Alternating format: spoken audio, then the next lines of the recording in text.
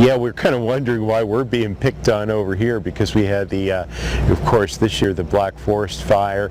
We had the High Park and Waldo Canyon fires last year, and yeah, it's just one thing after another, and we're wondering what the next incident's going to be.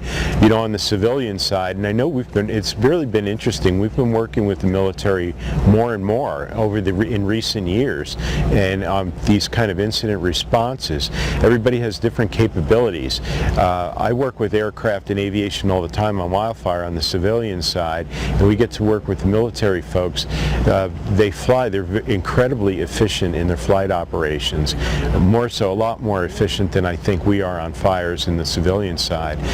And so it's been a real pleasure to work with them. We have different methods of communication. So part of like this incident is trying to, between the two different cultures, hammer out something that's going to work for both cultures to get the job done.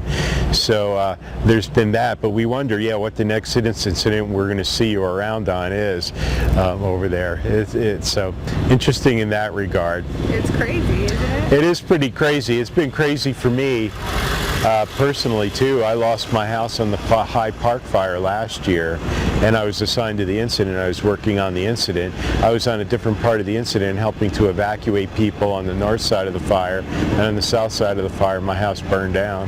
So wow. Yeah. So directly, any specific examples? Yeah, one of the more striking things that we saw while flying was an entire house where it looks as though they'd almost planted a house in the middle of this river, when obviously in actuality it was probably a stream next to the house, but now the entire thing's engulfed and you can literally just see the roof of it, and then just entire developed asphalt roads that are just washed away, you know, over a quarter of a mile just all down the side of a bank. A lot of these people have no other means with which to get out of their present homes and their situation, so they'll pack up whatever belongings they can. A lot of pets. So far in this rescue operation, we've had over 430 something pets. So I mean, when you think about what if you can just grab two handful of items on your way out the door.